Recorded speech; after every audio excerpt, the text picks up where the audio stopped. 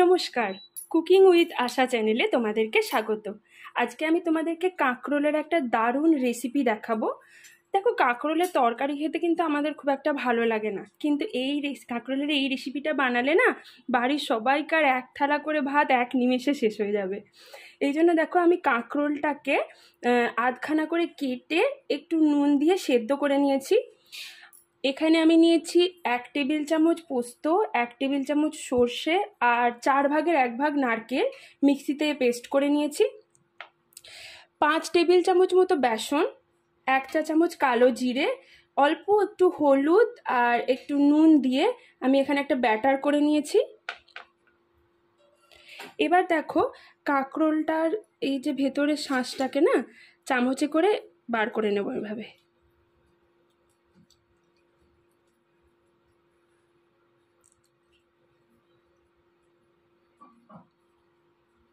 এই দেখো, এরকম হয়েছে। এবার একে একে সব কটা কাঁকরোলেরই কিন্তু আমি শাঁসগুলো বার করে নেব।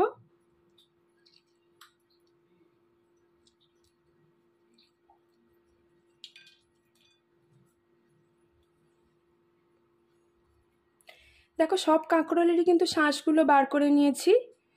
এবার এই শাঁসটার মধ্যে এই যে পেস্টটা দিয়ে দেব।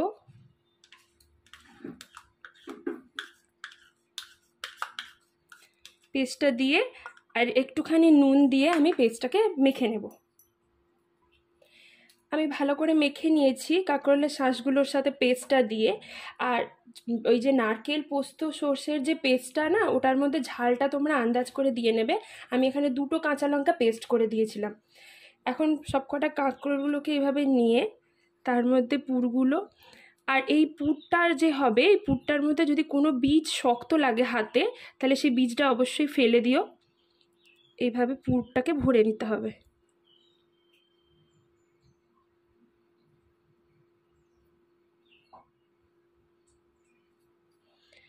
একে একে সবকটা কাঁকরোলের ভেতরেই কিন্তু আমি পুরগুলো ভরে নেব।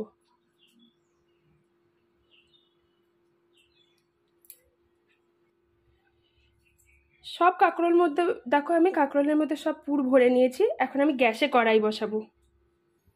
গ্যাসে আমি কড়াই বসিয়ে দিয়েছি আর ওতে সাদা তেল দিয়ে নিয়েছি। এখন তেলটা গরম হতে দেব। তেলটা গরম হয়ে গেছে। এখন আমি ব্যাটারটার মধ্যে কাঁকরোলটাকে ঠিক এইভাবে ডোবাবো। তারপরে ওর ওপর এইভাবে ব্যাটারটাকে দিয়ে দেব।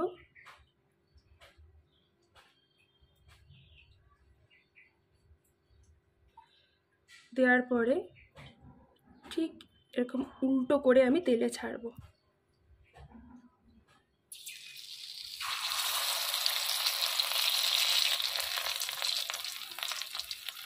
এভাবে একটা একটা করে কাঁকরোল আমি ছেড়ে দেব। কাঁকরোলগুলো তেলে দিয়ে দিয়েছি। এবার এক পিঠটা ভাজা হলে তারপরে উল্টাবো। বড়াগুলোর একদিকটা হয়ে গেছে, এখন আমি উল্টে নেব বড়াগুলো। উল্টে নিয়েও আবার সেম ভাজবো। উল্টো দিকটাও আমার ভাজা হয়ে গেছে, এখন আমি এটা তুলে নেব। এটা কিন্তু গরম ভাতের সঙ্গে দারুণ লাগে খেতে। তোমরাও এই রেসিপিটা কিন্তু ট্রাই করো। আর যদি তোমাদের এই রেসিপিটা ভালো লাগে তাহলে লাইক কমেন্ট শেয়ার করো। আর যারা এখনও আমার চ্যানেলটাকে সাবস্ক্রাইব করোনি তারা প্লিজ সাবস্ক্রাইব করে নিও। আর বেল আইকনটাও কিন্তু প্রেস করতে ভুলো না আমার নিত্য নতুন রেসিপির আপডেট পাওয়ার জন্য। ধন্যবাদ।